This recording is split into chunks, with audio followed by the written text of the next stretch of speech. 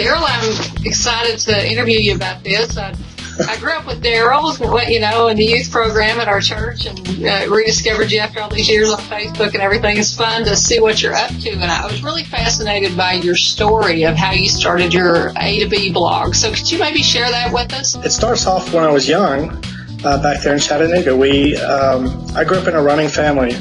I have brothers who were state, and my father was a big runner, and there was a point where my father ran. He set a goal to run across the country, and he went out and got atlases from State Farm, and he had some paper, and he drew out some logs, and he kept a daily log of his runs, and he literally virtually ran across the country. And he would gather information from phone books that he found in the library about each location that he ran through, and he could tell you any time about where he was. So I grew up in that.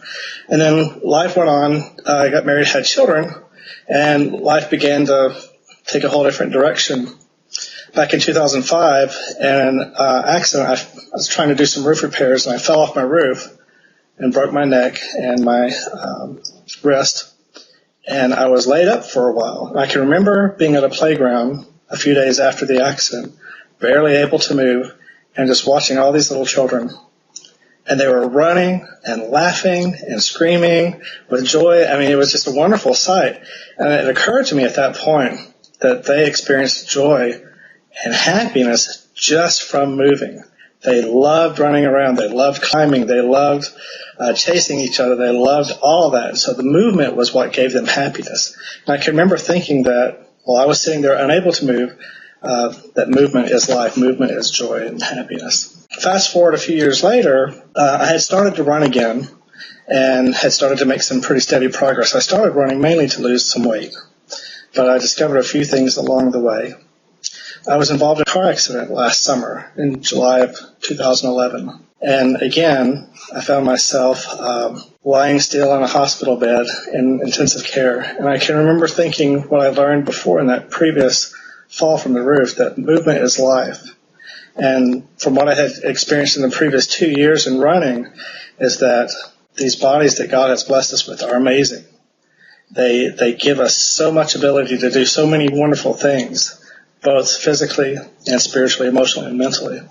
And so I decided while I was laying in the hospital bed one night, it was late, that I was going to apply movement as life. I was not going to sit there and wait for healing to happen to me. I was going to take advantage of this wonderful body that my Heavenly Father blessed me with. And I was going to be moving and healing at the same time, help my body to heal.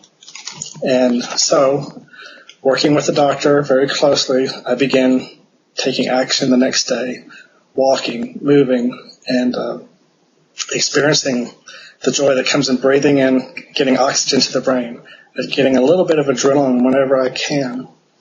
And then as time moved on, I was able to do a little bit more, pushing, resting when I needed to, but moving when I could.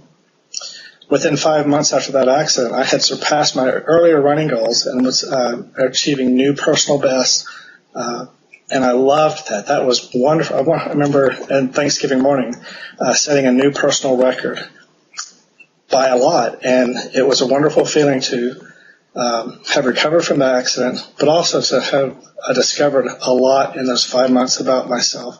Again, not just physically, but spiritually and emotionally as well.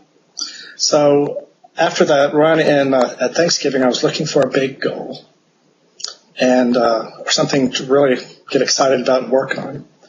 And at some point, on an early morning run, I thought about my father and his cross-country run. And I thought, aha, that's what I'll do. And so I began putting things in motion, and it took me a few months to get everything together.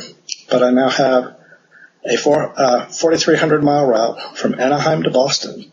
And right now I'm in Las Vegas, virtually, running across the country. I'm coming up on 400 miles, and then it'll be 500, 600, all the way to 4,300. So that's how my website, my blog got started, and we have big plans for the website going forward. Did that answer the question? Yeah, I love that. I like to read your blog. I go about once a week and go and catch up and see what you've been doing, so it's kind of fun. Right. to see where you are at different points. I like how you tell a little bit about where you've been, but I think my favorite parts are the what's going on in your mind while you're running. Go ahead. Talk about that a little bit, about exercise and how it helps the mind, because I think there's something big there. It's true. When we exercise, there's something that happens, and it can be getting a little bit of oxygen to the brain that opens up your mind. But for most people who exercise regularly and do aerobic exercises where, you're breathing a lot, it clears your mind and you have the ability to kind of focus. Usually at the point, if you're starting to exercise, there's a period of time where you're focused on your body because your body's getting used to getting in shape and those kinds of things. But there's a point where it all switches. All of a sudden you can focus on whatever it is that's happening in your life, and it could be positive things, it could be things that are challenging you.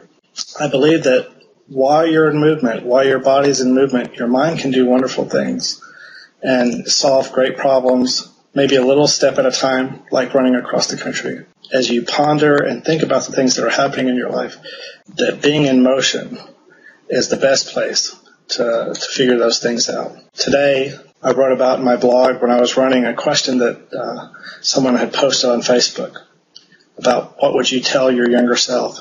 And I had quickly responded to that very quickly and basically told myself to create, move, live. Don't live by the rules that other people place on you, but to live your dreams, because there's always a way to do those things.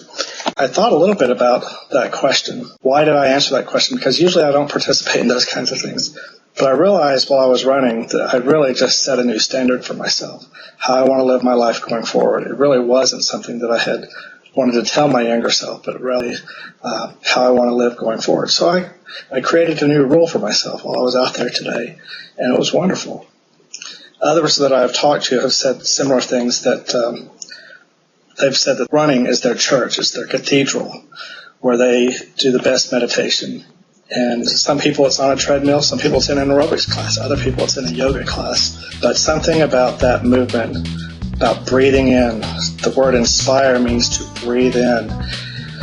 And when you breathe in and exhale, there's a release that happens, and it affects you in every way. Again, not just physically, but it can affect you spiritually, mentally, and emotionally.